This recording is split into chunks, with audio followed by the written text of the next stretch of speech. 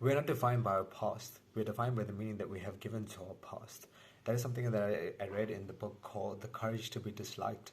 Um, Basically, what they say is many of us have trauma from our past, but the only reason why these experiences are traumatic is because we choose to believe they're traumatic. Now, when I first read that, I wanted to put the book down because it felt like someone's trying to discredit the sufferings from our past, from my past, from your past, from everyone's past, and that doesn't seem right. That doesn't make sense. Because all the things that we experienced, they were quite terrible, they were quite unfortunate, right? But I took a moment to actually, give it the benefit of the doubt and think about it in terms of my life and started to see, hey, is what they're saying true? Is what they're saying honest? Is what they're saying, does it make sense?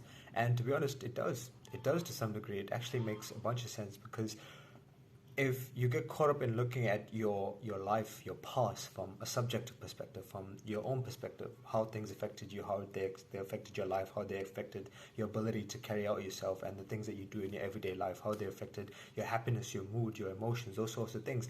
If you look at how it affected you only, then it's obviously going to make you feel discouraged, and you're not going to want to ever look at your past ever again. But if you take a moment to look at it objectively, if you look at it from a higher perspective, from a person that's standing and watching what's going on, a passive observer, those experiences start to lose their power because they just become unfortunate experiences. Yeah, they suck, but not as much as we made them to seem that they suck. And the reason why that's interesting is because many of us, I'm sure you must have noticed in terms of your life, many of us use our past to make bad decisions today. And one of the reasons why we do it is to cope. There's coping mechanisms that we indulge in that soon become bad habits, like alcoholism and those sorts of things. So people become alcoholics so that they can forget about a past that of course they don't want to remember anymore, that was so traumatic or what seemed to be traumatic. Some people become bad parents because they believe that their parents were terrible, so they're doomed to become bad parents. Some people become toxic partners because they have a lot of resentment that they're holding on to from their past, terrible jobs, some terrible experiences, bad other partners that messed with them, those sorts of things. So people start to make bad decisions today because of things that happened yesterday or many years ago, right? People don't let go of their past, people don't face their past, and that's why they start to make bad decisions today. Now, if we take a moment to actually look into our past and start to see them, look at them objectively instead of subjectively, things start to change, because instead of these moments having so much power over us, we start to dissect them. We start to see what actually happened. Instead of looking at them from our perspective only, we can look at them from a global perspective and start to see that they don't really have as much power over us as we thought they did, that they aren't as traumatic as we thought they did. So I know it's a tough thing to do, but one of the things that they mention in the book as well is that not everyone is willing to do this. It takes courage to look into your past. It takes courage to look into your terrible experiences. It takes courage to look so far back into the darkness and try to find what's going on there, what happened there, and start to forgive and let go of the things that no longer make sense. Now, I'm not saying that you and myself, we should, completely forget about our past and these unfortunate things. How else would we know where we come from? How else would we know who we are today? How else would we know what we are and what we're made of if we don't give credit to the things that we've experienced in the past? Because those past experiences help define who we are today. But the point is that we should look at our past and give them a better meaning.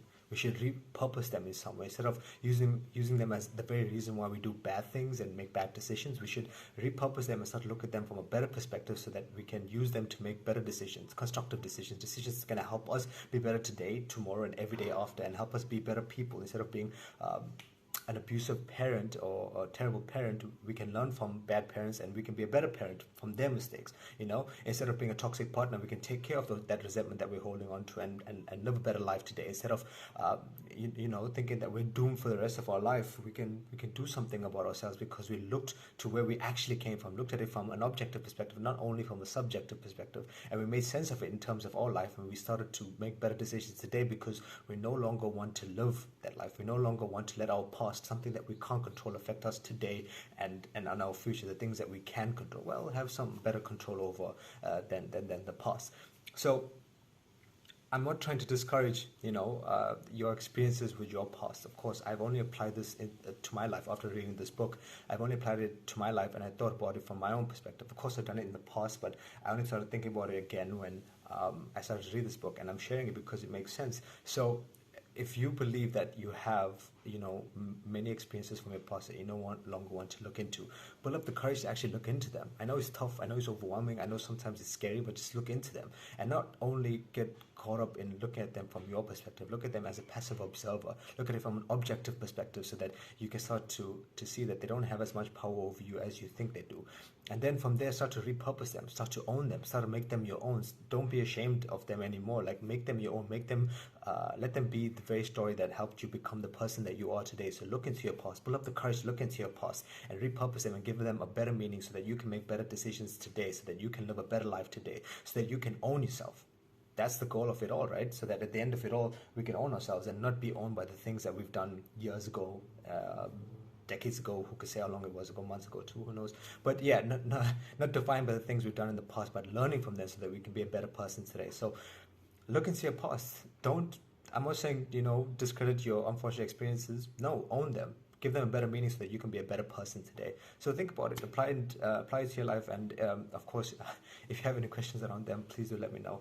I'm only sharing this because it's helpful in terms of my life, and I hope in some way that it does for you, even add a piece to your own puzzle. So yeah, until the next time, take care, be safe, and peace.